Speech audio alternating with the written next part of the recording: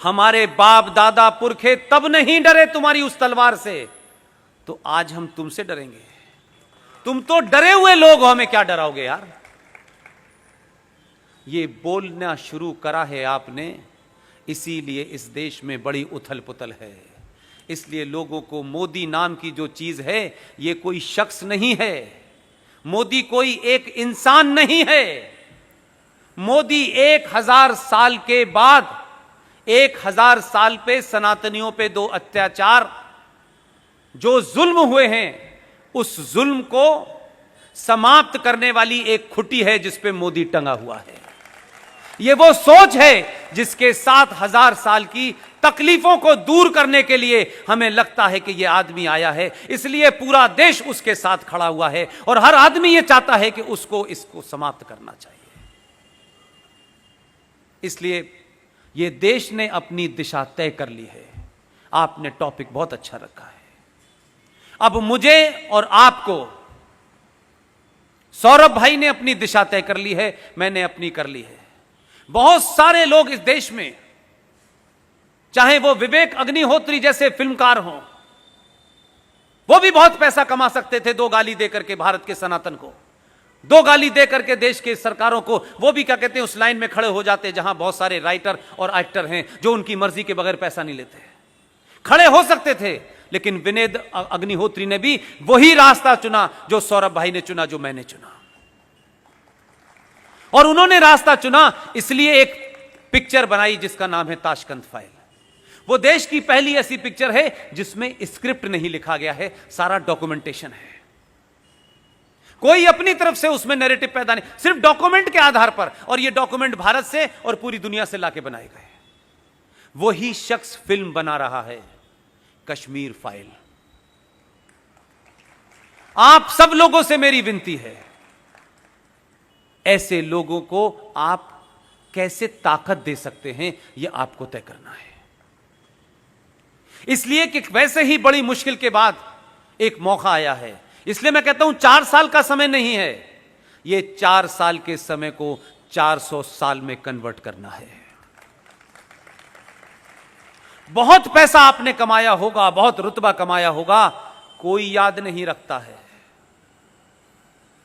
दुनिया में किसी बड़े आदमी का नाम नहीं आता है कि उनकी 500 इंडस्ट्री थी, उनकी उसमें बड़ी फैक्ट्री थी, उनका हीरे का। कहीं पढ़ा आपने इतिहास में? इतिहास में धारा के विपरीत जाके जो खड़े होते हैं उन्हीं का नाम आता है। धारा के विपरीत खड़ा होना बहुत मुश्किल था, लेकिन आज बहुत आसान है।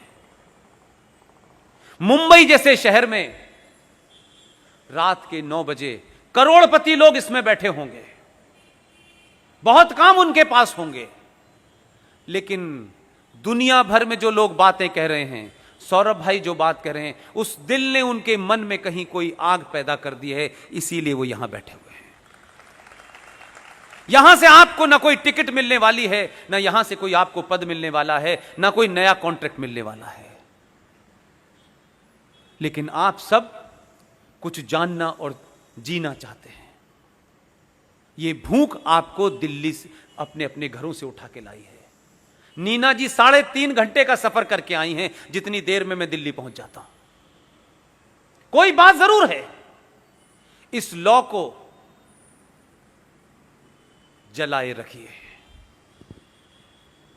ये समय कम है, लड़ाई बहुत है। अपने बीच में फैले हुए कंफ्यूजन को दूर करिए। अपने बच्चों के साथ बैठिए जिनको मार्केट में कंफ्यूज कर दिया गया है। अपने बच्चों को सच बताइए। बहुत कम समय है, मैं जानता हूं कितना कम समय है। हर दिन चैलेंज है सरकार के अस्तित्व के ऊपर। अंतरराष्ट्रीय ताकतें लगी हुई हैं। एक घटना को गार्डियन कैसे लिखता है, वॉशिंगटन पोस्ट कैसे लिख रहा है, बीबीसी कैसे लिख रहा है और अल जजीरा कैसे लिख रहा है, सब लोग मिल गए हैं। सबकी कोशिश है कि 2020 का जो भारत है, जो अपने इतिहास की तरफ लौट रहा है, जब पूरी वर्ल्ड इकोनॉमी के अंदर, वर्ल्ड जीडीपी में आपका 33% का कंट्रीब्यूशन था। अगर आप उधर लौटे तो पड़ोसियों की दुकान बंद होगी। मैं सिर्फ आपसे फिर आखिरी बार यही विनती करूंगा कि आप सबको बिना किसी छोटा बड़ा ऊंच नीच के राष्ट्र के लिए आप खुद क्या कर सकते हैं, और यह कहना बंद कर दीजिए मोदी पॉपुलेशन पे बिल कब लाएगा, नसबंदी कब करेगा, ये कब करे। वो जो कर रहा है उससे ज्यादा स्पीड से कोई देश का प्रधानमंत्री नहीं कर सकता, क्योंकि हम प्रधानमंत्री को समझते हैं कि उसके पास ताकत है, वो सब मिनटों में कर देगा। 1000 साल की गंदगी है और अंदर से चैलेंज है। पाकिस्तान, बांग्लादेश, ईरान और चाइना से चैलेंज नहीं है भारत को। जब भारत की आर्मी के चीफ ने यह कहा कि 2 फ्रंट की चिंता मत करो, क्योंकि कांग्रेस पार्टी के जो पार्टी का लीडर है लोकसभा में, उसने कहा कि हमारे 2 फ्रंट पहले से खुले हुए हैं, क्या हम इन 2 फ्रंट का मुकाबला एक साथ कर सकते हैं। चीफ ऑफ आर्मी ने जवाब दिया, उन्होंने किसी रेफरेंस में इनडायरेक्टली जवाब दिया, उन्होंने कहा भारत के जो 2 फ्रंट हैं ईस्टर्न बॉर्डर और वेस्टर्न बॉर्डर पर, इसकी चिंता भारत को नहीं करनी चाहिए, भारत की आर्मी कैपेबल है।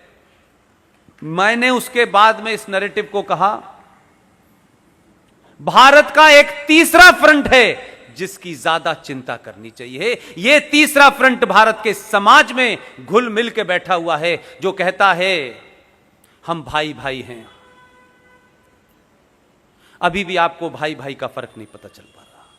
भाई तो पाकिस्तान कराची में रहता है, यह भाईचारा, भाई का पता चल गया, चारे का पता चल गया। यह गंगा जमुना तहजीब ये कहां मिलती है। हम सदियों से साथ रह रहे हैं, ये मुझे समझ में नहीं आ रहा कि कहां पे रह रहे थे। इस नैरेटिव से बाहर आइए, अपने होने का एहसास कीजिए। इसलिए मैंने कहा कि सनातन के लोगों को कभी हथियार उठाने की जरूरत ही नहीं है। आपने तो 2 भेजे हैं, तब अल्लाह से यकीन हट गया है। आप तय करें, हमारे निजी स्वार्थ कुछ भी हो, हमारी आपसी अनबन कितनी भी हो, लेकिन हम दिल्ली पे उसी को बिठाएंगे जो 5000 साल पुरानी सभ्यता और सनातन राष्ट्र को बचाने के लिए काम करेगा। उसकी जात क्या है, उसकी पार्टी क्या है, वो क्या खाता है, वो क्या पीता है, ये हमारा एजेंडा नहीं है।